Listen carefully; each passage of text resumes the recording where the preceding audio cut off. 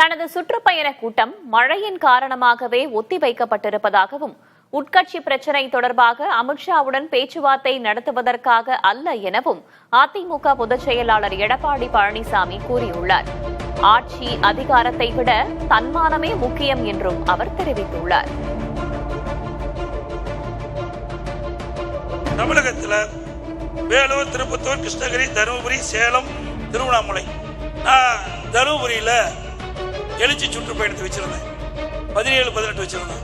இந்த பத்திரிகை பார்த்துட்டு வானிலை ஆராய்ச்சி மையத்தையும் கேட்டேன். வானிலை கேட்கும் போது அவர்கள் மழை வருது உறுதினாங்க. அதனால நாங்கள் அந்த தேதியில் அங்கே எழுச்சி பயணத்தை மேற்கொள்ளாம பிறகு ஒரு தேதி இந்த மாதம் 28-29 தேதி தருமபுரி மாவட்டத்தில் எழுச்சி பயணம் தொடரும் என்று அறிவித்தார். உடனே இன்னைக்கு பத்திரிகையில் எடப்பாடி பழனிசாமி மத்திய உள்துறை அமைச்சர் சந்திக்கிறார், பேச்சுவார்த்தை நடத்துகிறார், உள்கட்சி பிரச்சனை தேவை. பத்திரிகையாளர்களே, அனைத்து இந்திய அண்ணா திராவிட முன்னேற்ற கழக கட்சியை எவராலும் கொண்டு பண்ண முடியாது. சொல்றேன், எழுதிக்க. எங்களுக்கு ஆட்சி அதிகாரம் இருப்பதை விட தன்மானம் தான் எங்களுக்கு முக்கியம். அது ஒரு முள் இம்மையளவு நான் விட்டு கொடுக்க மாட்டேன். சில பேரை கைக்கூலியாக வைத்துக் கொண்டு ஆட்டம் போட்டு இருக்கிறீங்க. அந்த கைக்கூலிகள் யார் என்று அடையாளம் காட்டப்பட்டு விட்டோம். அதுக்கு விரைவில் முடிவு கட்டப்படும். ஜெயலலிதாவின் மறைவிற்கு பிறகு அதிமுகவை சிலர் கபளீகரம் செய்ய முயன்றதாகவும் பாஜக அரசே கட்சியை காப்பாற்றி கொடுத்ததாகவும் அக்கட்சியின் பொதுச் செயலாளர் பழனிசாமி பேசியுள்ளார். அதற்காகவே பாஜகவிற்கு நன்றியுடன் இருப்பதாகவும் தெரிவித்துள்ளார். எதற்கும் அஞ்சாத, யாரை என்னை மிரட்டி பார்க்க முடியாது. எப்பொழுது சொல்லுகின்றேன், இதுவரை கடந்த காலத்திலும் சரி, அனைத்து இந்திய அண்ணா திராவிட முன்னேற்ற கழக ஆட்சி செய்கின்ற பொழுதும் சரி, இப்பொழுதும் சரி, மத்தியிலே இருக்கின்றவர் யாரும் நமக்கு எந்த அச்சுறுத்தலும் நமக்கு நன்மைதான் செய்தார்கள். புரட்சி தலைவி அம்மா மறைவுக்கு பிறகு சில பேர் இந்த கட்சியை கபலீகரம் பண்ண பார்த்தார்கள், ஆட்சி கவிழ்க்க பார்த்தார்கள். அதை காப்பாற்றி கொடுத்தவர்களும் யார் என்று உங்களுக்கு தெரியும். மத்தியில் இருக்கின்றவர்கள் நன்றி மறப்பது நன்று, நன்று அல்லது அன்றே மறப்பது நன்று. பல ஆண்டுக்கு முன்னாவே, 26 ஆண்டுகளுக்கு முன்னாவே வள்ளுவன் சொல்லி அப்படி நன்றியோடு நாங்கள் இருக்கிறோம். இன்றைக்கு கூட்டணி சேருவது அவ்வப்போது நெருக்கிற நிகழ்வு. தேர்தல் நேரத்திலே கட்சிகள் வெற்றி பெற வேண்டும், எதிரிகளை வீழ்த்த வேண்டும், அதுக்கு தகுந்த அரசியல் வியூகம் ஏற்படும். அந்த அடிப்படையில் நம்ம கூட்டணி அமைக்கலாம். முன்னாள் முதல்வர் ஓ பன்னீர்செல்வத்தையும் டிடிவி தினகரனையும் கட்சியில் சேர்க்க முடியாது என்று அதிமுக பொதுச் செயலாளர் பழனிசாமி திட்டவட்டமாக தெரிவித்துள்ளார். சில பேர் அனைத்து இந்திய அண்ணா திராவிட முன்னேற்ற கழக ஆட்சி கவிழ்ப்பதற்கு எதிர்த்து ஓட்டு போட்டாங்க. மன்னிச்சு அவர்களை அரவணைத்து துணை முதலமைச்சர் கொடுத்தோம், உயர்ந்த பதவியை கொடுத்தோம். மீண்டும் அவர் திறந்த பாடில்லை. புனிதமாக அதிமுக கோயிலாக இருக்கின்ற அந்த தலைமை கழகத்தை அடித்து நுரைக்கி மற்றவர்களை கட்சியில் சேர்த்து வேணுமா? அது தொண்டனுடைய சொத்து. தலைமை கழகம் தொண்டனுடைய சொத்து. நீங்க போய் அடிச்சுட்டு இருக்கணும், அவர்லாம் கட்சியில சேர்த்திக்கணும். இன்னொருவர் நம்முடைய அனைத்து இந்திய அண்ணா திராவிட முன்னேற்ற கழக ஆட்சி கவிழ்ப்பதற்கு 18 பேரை கடத்திட்டு போனீங்க எம்எல்ஏ. அவர்கள் எல்லாம் யார் ஏற்றுக்கொள்வது? நான் தொண்டனாக இருந்து உயர்ந்திருக்கிறேன். எனக்கு உறுதியான எண்ணம் உண்டு. 2026 அதிமுக ஆட்சி மலர அனைவரும் ஒன்றிணைய வேண்டும் என்று செங்கோட்டையன் வலியுறுத்தியுள்ளார். இதே கோரிக்கையை சசிகலா, ஓ பன்னீர்செல்வம் ஆகியோரும் முன்வைத்திருக்கும் நிலையில் கட்சியின் பொதுச் செயலாளரே முடிவு செய்வார் என்று ஜெயக்குமார் தெரிவித்துள்ளார். இதை பொறுத்தவரையிலும் தொண்டர்கள் பொதுமக்களுடைய கருத்துக்களை மனதிலே கொண்டு புரிய வேண்டியவர்கள் புரிந்து கொள்ள வேண்டும் என்ற வேண்டுகோளை நான் வைக்க கடமைப்பட்டிருக்கிறேன். நம் இயக்கம் வலிமை பெறுவதற்கு நம் இயக்கம் 2024 வெற்றி பெறுவதற்கு எல்லோரும் உறுதுணையாக இருந்த பணிகளை மேற்கொள்ள வேண்டும் என்று வேண்டுகோளை வைத்து விடைபெறுகிறேன். எல்லாரும் என்ன சொல்றாங்க, எங்க கட்சியினுடைய அடிப்படையில் இருக்காங்கல்ல, அவங்களோட எல்லாம் என்னவா இருக்கு, கட்சி ஒன்னா இருக்கணும், அப்பதான் நம்ம வெற்றி பெற முடியும் அப்படிங்கிறத சொல்றாங்கல்ல. அதான் எல்லாரும் சொல்றாங்க. இப்ப இவரும் அதான் சொல்றாரு, அவரும் அதான் சொல்றாரு, எல்லாரும் நானும் அதான் சொல்றேன். தொண்டருடைய உணர்வுகளையும் தமிழக மக்களுடைய உணர்வுகளையும் மதித்து நடந்து பிரிந்து கிடக்கின்ற அனைத்து இந்திய அண்ணா முன்னேற்ற கழகத்துடைய சக்திகள் ஒன்றிணைய வேண்டும் என்று பேரறிஞர் அண்ணாவுடைய பிறந்த நாளில் சபதம் ஏற்போம். அந்த அடிப்படையில் கழகம் ஒன்றிணைய வேண்டும். தலைவர்கள், நீங்கள் சொன்ன தலைவர்கள் இணையவில்லை என்று சொன்னால் தொண்டர்கள் இணைந்து இந்த இயக்கத்தை காப்பாற்றுவார்கள். அருமையண்ணன் KS அவர்கள், அதாவது செங்கோட்டையன் அண்ணன் அவர்கள் ஒரு கருத்து மன்னிப்பு மறுப்போம் என்ற அந்த கருத்தை சொல்லியிருக்கிறார்கள். ஏன்னா இது குறித்து பொதுச் செயலர் தான் முடிவு செய்யணும்.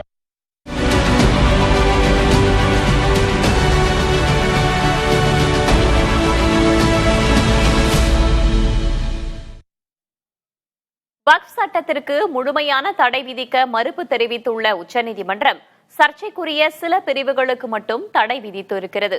நாடாளுமன்றத்தில் மத்திய அரசு நிறைவேற்றிய வக்ஃப் திருத்தச் சட்டத்தை எதிர்த்து சுமார் 70 மனுக்கள் உச்சநீதிமன்றத்தில் தாக்கல் செய்யப்பட்டன. இதனை விசாரித்த உச்சநீதிமன்றம் அதன் மீதான இடைக்கால உத்தரவை வழங்கியது. திருத்தப்பட்ட வக்ஃப் சட்டம் முழுமைக்கும் தடை விதிக்க எந்த முகாந்திரமும் இல்லை என்று தலைமை நீதிபதி BR கவாய், அகஸ்டின் ஜார்ஜ் மாசி அமர்வு கூறியது. அதே நேரம் 5 ஆண்டுகளாக இஸ்லாம் மதத்தை பின்பற்றுபவர்கள் மட்டுமே வக்ஃப் சொத்தை வாங்க முடியும் என்ற விதிக்கு தடை விதிக்கப்படுவதாக நீதிபதிகள் கூறினர். அரசு நிலத்தை வக்ஃப் சொத்து ஆக்கிரமித்திருக்கிறதா என்பதை அரசால் நியமிக்கப்பட்டுள்ள உயரதிகாரி முடிவு செய்வார் என்ற பிரிவுக்கும் தடை விதிக்கப்பட்டுள்ளது. வக்ஃப் வாரிய தலைமை அதிகாரியாக இஸ்லாமியர் ஒருவரையே நியமிக்க வேண்டும் என்ற விதிக்கு தடை விதிக்க மறுப்பு தெரிவித்திருக்கும் நீதிபதிகள் இயன்றவரை இஸ்லாமியரையே தலைமை அதிகாரியாக்கும் நடைமுறை வேண்டும் என்றும் அறிவுறுத்தினர். வக்ஃப் வாரியம் மத்திய வக்ஃப் கவுன்சிலில் இஸ்லாமியர் அல்லாதவர்களை சேர்க்கலாம் என்றும், ஆனால் அவர்கள் எண்ணிக்கை 3க்கும் மிகக்கூடாது என்றும் நீதிபதிகள் உத்தரவிட்டனர்.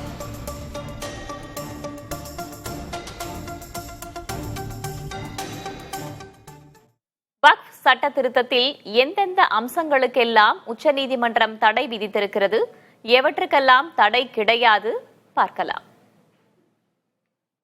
ஒரு நபர் 5 ஆண்டுகள் இஸ்லாம் மதத்தை பின்பற்றுபவராக இருந்தால் மட்டுமே வக்ஃபு சொத்தை வழங்க முடியும் என்ற திருத்தத்திற்கு தடை விதிக்கப்பட்டுள்ளது. வக்ஃபு சொத்து ஆக்கிரமிப்புக்கு உள்ளானதா என ஒரு குறிப்பிட்ட அதிகாரி அறிக்கை அளிக்கும் வரை அந்த சொத்து வக்ஃபு சொத்தாக கருதப்படாது என்ற விதிக்கு தடை விதிக்கப்பட்டுள்ளது. வக்ஃபு நிலம் தொடர்பாக 3ஆம் தரப்பு உரிமைகளை உருவாக்கும் வகையில் மாவட்ட ஆட்சியருக்கு அதிகாரங்களை வழங்குவதற்கு தடை விதித்துள்ள உச்சநீதிமன்றம் மத்திய வக்ஃபு கவுன்சிலில் 4ற்கும் மேற்பட்ட முஸ்லிம் அல்லாதோரை சேர்ப்பது, மாநில வக்ஃபு வாரியங்களில் 3க்கும் மேற்பட்ட முஸ்லிம் அல்லாதோரை சேர்ப்பதற்கும் தடை விதித்துள்ளது. அதே நேரம் முந்தைய வக்ஃபு சட்டத்திலிருந்து பயனர் மூலம் வக்ஃபு என்ற பிரிவை மத்திய அரசு நீக்கியதற்கு உச்சநீதிமன்றம் தடை விதிக்கவில்லை. இந்திய தொல்பொருள் ஆராய்ச்சி நிறுவனம் நினைவு சின்னங்களுக்கான வக்ஃபு அந்தஸ்தை நீக்குதலுக்கும் பழங்குடி நிலங்கள் வக்ஃபு சொத்துகளாக அறிவிக்கப்படுவதற்கான தடை அம்சத்திற்கும் உச்சநீதிமன்றம் தடை விதிக்கவில்லை. இஸ்லாமியர் அல்லாதவர்கள் வக்ஃபுகளை உருவாக்க அனுமதிக்கும் விதியை நீக்குதலுக்கும் உச்சநீதிமன்றம் தடை விதிக்கவில்லை. பீகாரின் பெருமைக்கும் அடையாளத்துக்கும் காங்கிரஸ் மற்றும் ராஷ்டிரிய ஜனதா தளம் கட்சிகள் அச்சுறுத்தலாக இருப்பதாக பிரதமர் மோடி குற்றம் சாட்டியுள்ளார். பீகார், மேற்கு வங்கம், அசாம் போன்ற மாநிலங்களில் சட்டவிரோத ஊடுருவல்காரர்களின் எண்ணிக்கை அதிகரித்து விட்டதாகவும், மக்கள் தங்களின் சகோதரிகள் மற்றும் மகள்களின் பாதுகாப்புக்காக கவலைப்பட்டுக் கொண்டிருப்பதாகவும் தெரிவித்தார். இதற்காகத்தான் மக்கள் தொகை கணக்கெடுப்பை தான் அறிவித்ததாகவும், ஆனால் காங்கிரஸ் போன்ற எதிர்க்கட்சிகள் ஊடுருவல்காரர்களுக்கே ஆதரவாக இருப்பதாகவும் மோடி குற்றம் சாட்டினார். மேலும் ஊடுருவல்காரர்கள் யாராக இருந்தாலும் அவர்கள் வெளியேற்றப்படுவார்கள் என்றும் திட்டவட்டமாக தெரிவித்தார்.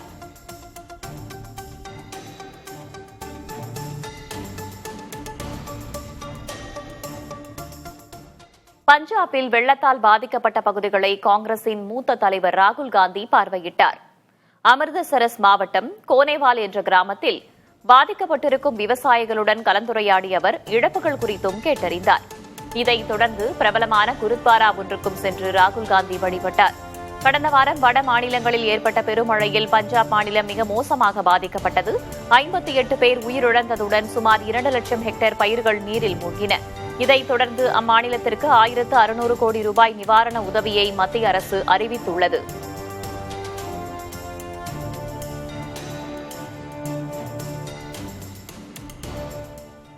எல்லோருக்கும் எல்லாமும் கிடைக்க பாடுபடுவது, உழைப்பது எளிதானது அல்ல என்று கூறிய முதலமைச்சர் மு.க.ஸ்டாலின், அதிகாரம் என்பது சாமானியர்களுக்காக போராடுவதுதான் என்றும் தெரிவித்துள்ளார். ஆதரவற்ற குழந்தைகளை அரவணைத்து பாதுகாக்கும் நோக்கத்தில் அன்பு கரங்கள் திட்டத்தை முதல்வர் மு.க.ஸ்டாலின் தொடங்கி வைத்தார். இந்த திட்டத்தின் கீழ் பெற்றோரை இழந்த குழந்தைகள் கல்வியை தொடர மாதம் 2000 ரூபாய் உதவித்தொகை வழங்கப்படும் என்று தெரிவிக்கப்பட்டுள்ளது. சென்னை கலைவாணர் அரங்கத்தில் நடைபெற்ற நிகழ்ச்சியில் உரையாற்றிய அவர், அன்பு கரங்கள் திட்டத்தின் கீழ் முதற்கட்டமாக 6082 குழந்தைகளுக்கு உதவித்தொகை வழங்கப்பட இருப்பதாக தெரிவித்துள்ளார். தொடர்ந்து பேசிய முதல்வர், அன்பு கரங்கள் திட்டத்தில் பயிலும் மாணவர்கள் நன்றாக படித்து மக்களுக்கு சேவையாற்ற வேண்டும் என்று கேட்டுக் கொண்டார்.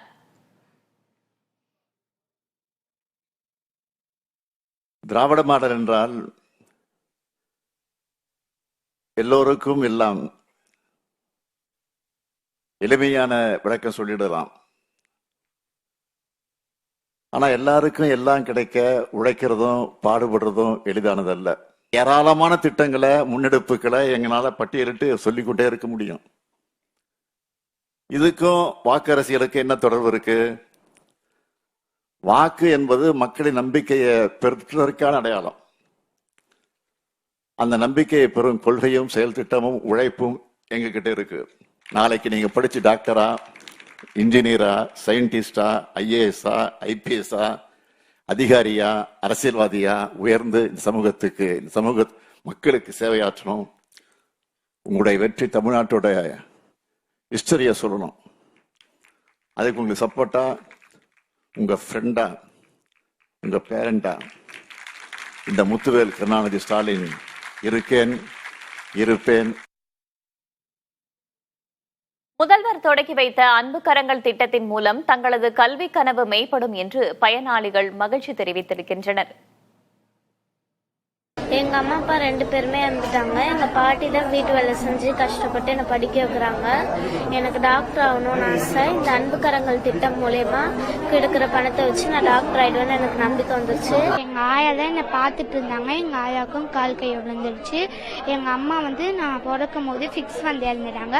அதே மாதிரி கொஞ்ச நாள்லயே எங்க அப்பாவும் இறந்துட்டாங்க. எங்க ஆயா தான் பார்த்துட்டாங்க. இப்ப எங்க ஆயாவுக்கும் கால் கை விழுந்துருச்சு. இப்போ எங்கள் சித்தி தான் எங்களை பார்த்துட்டு இருக்காங்க. இந்த அன்பு கரத்தால் 2000 ரூபாய் தரதால எனக்கு போலீஸ் ஆகிறது, என் ஃபியூச்சர்லேயும் எனக்கு ரொம்ப யூஸ் ஆகும். நன்றி. மதிமுகவிலிருந்து நீக்கப்பட்ட மல்லை சத்யா காஞ்சிபுரத்தில் புதிய கட்சி கொடியை அறிமுகப்படுத்தி உள்ளார். மதிமுகவிலிருந்து ஏற்கனவே விலகிய முன்னாள் அவைத்தலைவர் திருப்பூர் துரைசாமி, நாஞ்சில் சம்பத், கொடா செவந்தியப்பன், கொடா அழகுசுந்தரம் உள்ளிட்டோர் முன்னிலையில் கொடி அறிமுகம் செய்யப்பட்டது. இந்த நிகழ்ச்சியின் போது பேசிய அவருடைய ஆதரவாளர் வல்லம் பஷீர், மல்லை சத்யா தொடங்கும் புதிய கட்சி அல்லது அமைப்பின் பெயர் நவம்பர் 20ஆம் தேதி அறிவிக்கப்படும் என்றார். விழாவில் பங்கேற்றவர்களுக்கு வழங்கப்பட்ட நினைவு சின்னத்தில் திராவிட குடியரசு விடுதலை கழகம் என்ற பெயர் இருந்ததால் அதுவே கட்சியின் பெயராக இருக்கலாம் என்றும் தகவல் வெளியாகியுள்ளது. நவம்பர் 20ஆம் தேதி அமைப்பா அல்லது அரசியல் கட்சியா, அதனுடைய பெயர் என்ன என்கின்ற அறிவிப்பை நிச்சயமாக வெளியிடுவோம் என்று சொல்லி, அதற்கு முத்தாய்ப்பாக அண்ணா பிறந்த காஞ்சியில் அண்ணாவினுடைய பிறந்த நாளில் இதோ எங்களுடைய வண்ணமணி கொடியை உங்கள் உற்சாகமான கரவொலிகளுக்கிடையே அறிமுகம் செய்கின்றோம். சென்னையில் தாவேக தலைவர் விஜயின் மக்கள் சந்திப்புக்கு அனுமதி கோரி சென்னை காவல் ஆணையர் அலுவலகத்தில் மனு அளிக்கப்பட்டுள்ளது. தாவேக நிர்வாகிகள் அளித்திருக்கும் மனுவில் வரும் 27ஆம் தேதி வடசென்னையில் மக்களை சந்திக்கவும், அடுத்த மாதம் 25ஆம் தேதி தென் சென்னையில் மக்களை சந்திக்கவும் அனுமதி கோரப்பட்டுள்ளது.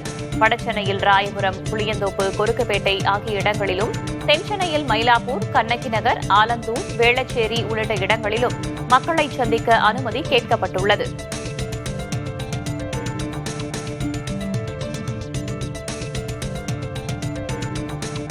சென்னை ராயப்பேட்டையில் ரேபிஸ் நோயால் உயிரிழந்த நஸ்ருதீனுக்கு தடுப்பூசி முறையாக செலுத்தப்பட்ட போதிலும் அவர் உயிரிழந்து விட்டதாக உறவினர்கள் குற்றம் சாட்டியுள்ளனர். சென்னை மீர்சாகிப்பேட்டையில் வசித்து வந்த முகமது நஸ்ருதீன் என்பவரை கடந்த ஜூலை மாதம் தெருநாய் ஒன்று கடித்தது. உடனடியாக மருத்துவமனையில் தடுப்பூசி செலுத்திக் கொண்டு வீடு திரும்பியதாக அவரது மகன் சம்ருதீன் தெரிவிக்கிறார். அதன் பிறகு தவணை முறை தடுப்பூசிகளை தந்தை நஸ்ருதீன் முறையாக செலுத்திக் கொண்டதாகவும் அவர் குறிப்பிட்டுள்ளார்.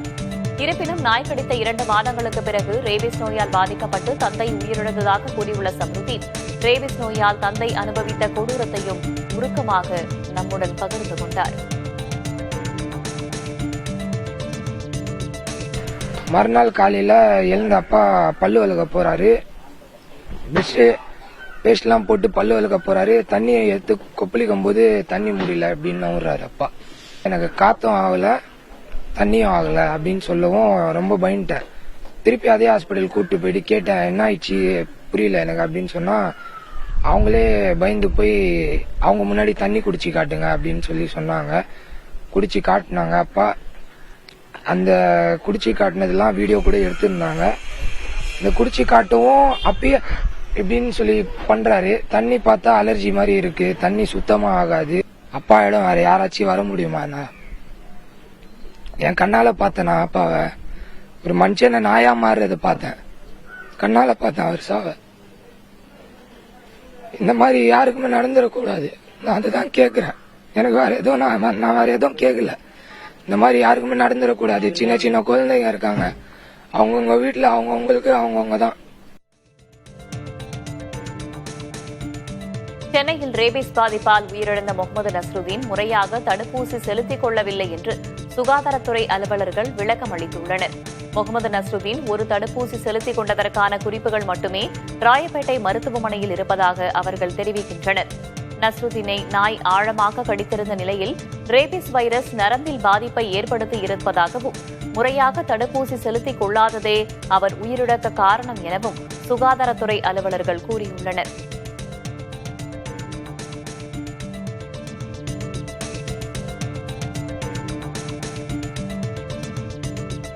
ரேபிஸ் தடுப்பூசி எடுத்துக்கொண்ட பிறகும் ஏற்படும் உயிரிழப்புகளுக்கு தடுப்பூசியை முறையாக செலுத்திக் கொள்ளாததும் காரணமாக இருக்கலாம் என்று மருத்துவத்துறை அமைச்சர் மா சுப்பிரமணியன் கூறியுள்ளார்.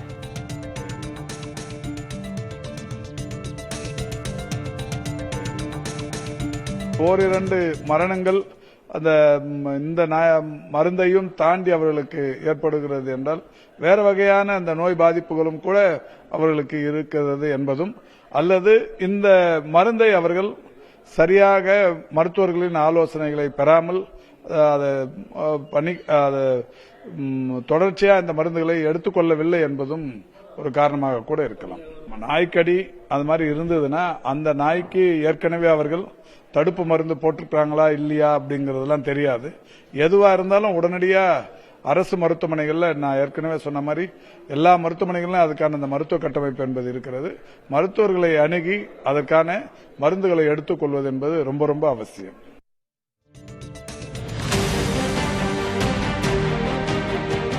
தமிழ்நாட்டில் நாய்க்கடி பாதிப்பு பெரும் அச்சுறுத்தலாக உருவெடுத்துள்ளது. கடந்த 1 மாதத்தில் மட்டும் 2 பேர் நாய்க்கடியால் உயிரிழந்துள்ளனர்.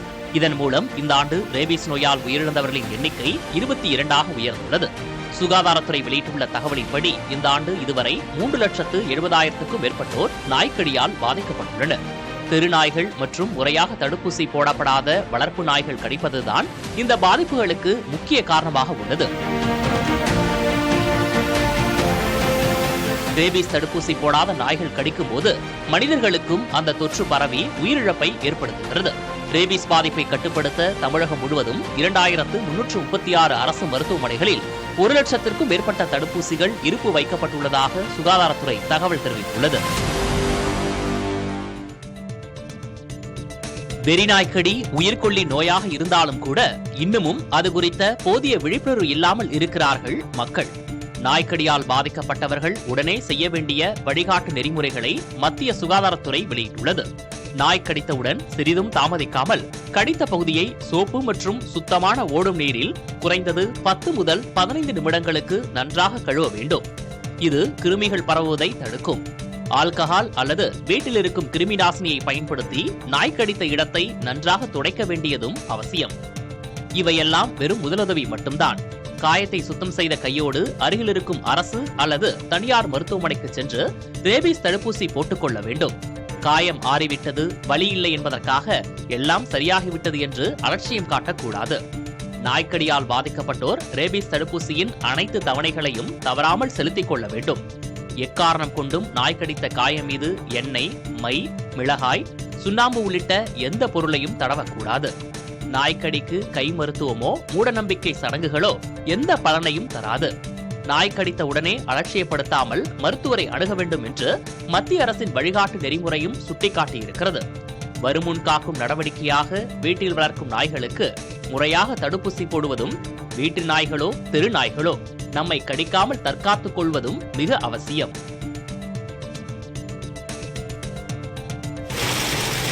மதுரை, மேலூர் மற்றும் சிங்கமுனரி சுற்றுவட்டார பகுதிகளில் பரவலாக மழை பொழிந்தது. சிவகங்கை மாவட்டம் சிங்கமுனரி, பிரான்மலை, நெற்குப்பை, சூரக்குடி, முறையூர் உள்ளிட்ட பகுதிகளில் 1 மணி நேரத்திற்கு மேலாக இடி மின்னலுடன் கூடிய பலத்த மழை பெய்தது. இதனால் சாலைகளில் மழை நீர் பெருக்கெடுத்து ஓடியது. இதேபோல மதுரை மாவட்டம் மேலூர், கொட்டாம்பட்டி, நாவினிப்பட்டி, தும்பைப்பட்டி, கருங்காலக்குடி, திருவாதவூர் உள்ளிட்ட இடங்களிலும் இடி மின்னலுடன் கூடிய மழை பெய்தது.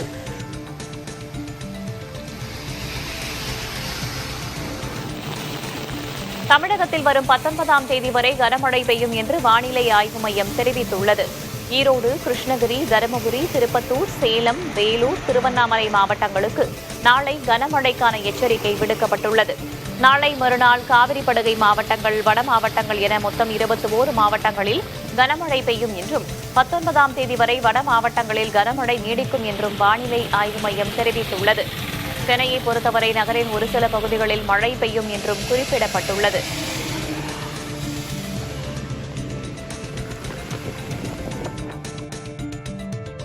சென்னையில் வடகிழக்கு பருவமழையை எதிர்கொள்ள மாநகராட்சி நிர்வாகம் தயாராகி வருகிறது. சென்னை மாநகராட்சி பகுதிகளில் பருவமழை முன்னெச்சரிக்கை நடவடிக்கைகள் மேற்கொள்ளப்பட்டு வருகின்றன. அதன் ஒரு பகுதியாக தாழ்வான இடங்களில் தேங்கும் மழைநீரை வெளியேற்றும் பணிகளுக்காக மோட்டார் பம்புகள் பொருத்தப்பட்ட டிராக்டர்கள் ரிப்பன் மாளிகை வளாகத்திற்கு வரவழைக்கப்பட்டுள்ளன. 2 மாத ஒப்பந்த அடிப்படையில் விழுப்புரம், திருவள்ளூர், காஞ்சிபுரம் உள்ளிட்ட மாவட்டங்களில் இருந்து முதற்கட்டமாக 500 டிராக்டர்களும் 100 குதிரை திறன் கொண்ட 150 மோட்டார்களும் கொண்டுவரப்பட்டு தயார் நிலையில் வைக்கப்பட்டுள்ளன. சென்னையில் தண்ணீர் தேங்கும் இடங்களை அடையாளப்படுத்தி இந்த டிராக்டர்கள் கொண்டு செல்லப்பட உள்ளன.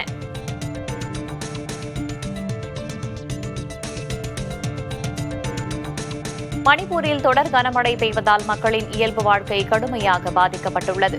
கனமழை காரணமாக இம்பால் கிழக்கு, இம்பால் மேற்கு, தவ்பால் மாவட்டங்களில் உள்ள கிராமங்களில் குடியிருப்பு பகுதிகளை வெள்ள நீர் சூழ்ந்துள்ளது. குறிப்பாக இம்பால் கிழக்கு மாவட்டம் வழியாக ஓடும் இரில் ஆற்றில் வெள்ளப்பெருக்கு ஏற்பட்டு ஆற்றின் கரையில் உள்ள பெரும்பாலான குடியிருப்புகள் சாலைகளை வெள்ள நீர் சூழ்ந்திருப்பதால் மக்கள் வீடுகளுக்குள்ளேயே முடங்கியுள்ளனர். அடுத்த 2 நாட்களுக்கு மழை தொடரும் என்று எச்சரிக்கை செய்யப்பட்டுள்ளது.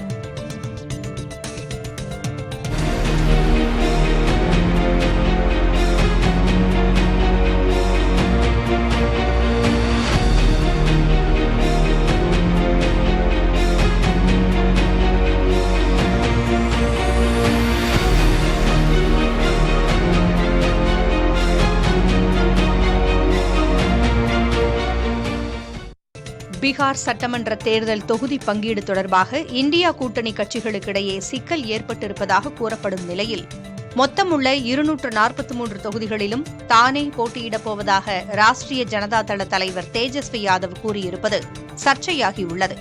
தொகுதி பங்கீட்டு பேச்சுவார்த்தையில் கூட்டணி கட்சிகளுக்கு அழுத்தம் கொடுக்கும் நோக்கத்திலேயே தேஜஸ்வி இவ்வாறு பேசியதாக அரசியல் பார்வையாளர்கள் கூறுகின்றனர்.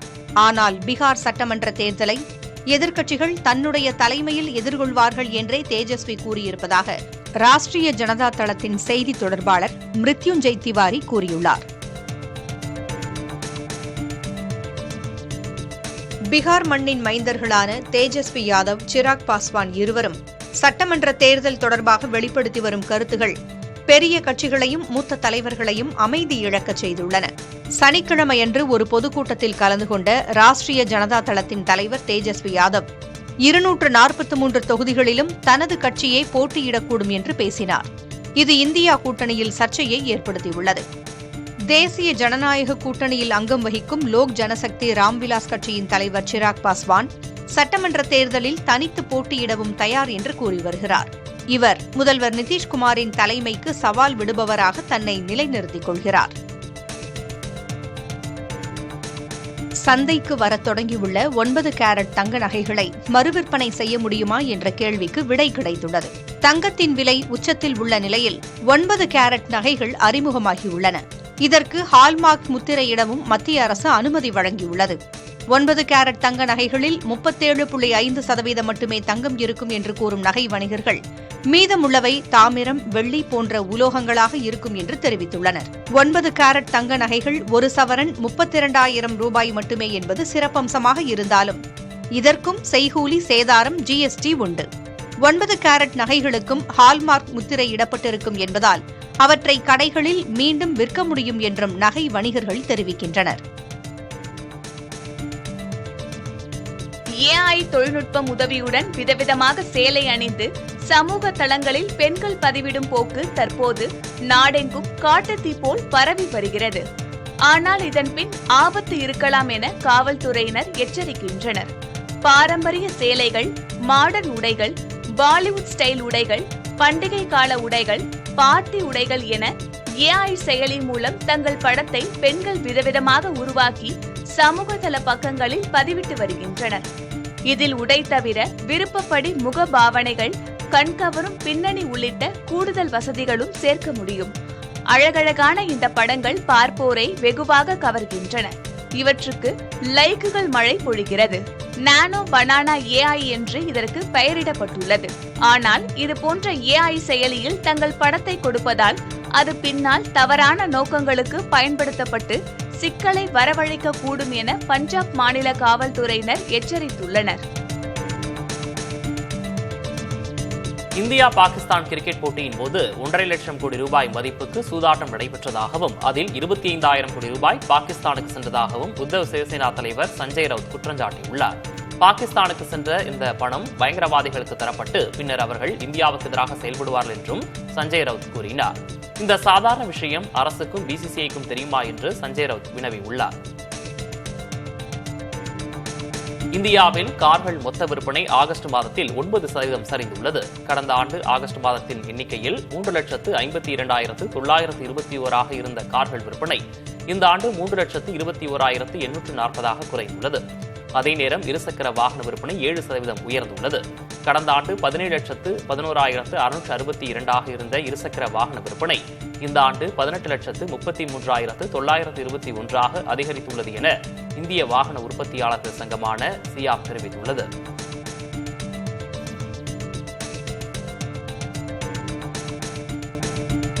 காசாவின் மத்திய பகுதியில் இஸ்ரேல் படைகள் ஆக்ரோஷமாக குண்டு மழை பொழிந்து வருகின்றன. இதனால் உயிருக்கு அஞ்சி மக்கள் அத்தியாவசிய பொருட்களுடன் வாகனங்கள் மூலம் காசாவின் தெற்கு பகுதிக்கு நகர்ந்து வருகின்றனர்.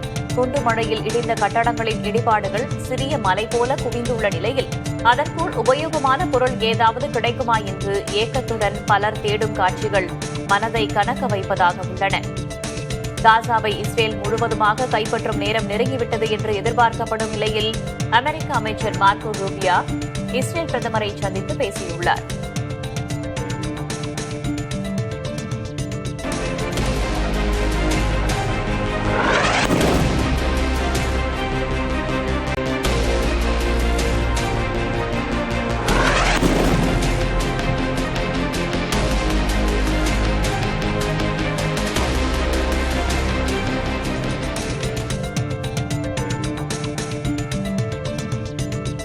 பீகாரின் பெருமைக்கும் அடையாளத்திற்கும் காங்கிரஸ் மற்றும் ராஷ்டிரிய ஜனதா தளம் கட்சிகள் அச்சுறுத்தலாக இருப்பதாக பிரதமர் மோடி குற்றம் சாட்டியுள்ளார்.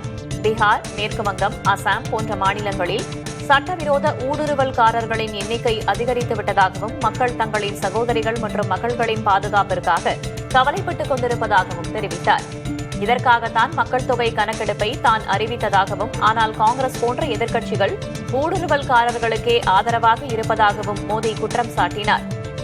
மேலும் ஊடுருவல்காரர்கள் யாராக இருந்தாலும் அவர்கள் வெளியேற்றப்படுவார்கள் என்றும் திட்டவட்டமாக தெரிவித்தார்.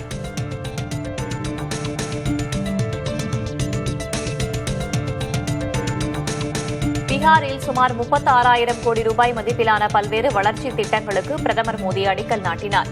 விரைவில் பீகார் சட்டப்பேரவை தேர்தல் நடைபெற உள்ள நிலையில் அம்மாநிலத்திற்கு பிரதமர் மோடி பயணம் மேற்கொண்டார்.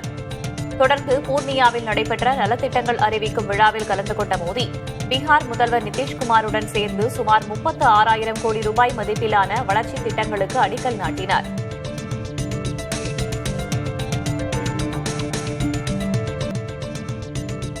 பீகார் வாக்காளர் இறுதிப் பட்டியலில் ஏதேனும் சட்டவிரோத நடவடிக்கைகள் இருந்தால் நீதிமன்றம் நிச்சயம் தலையிடும் என்று உச்சநீதிமன்ற நீதிபதிகள் தெரிவித்துள்ளனர்.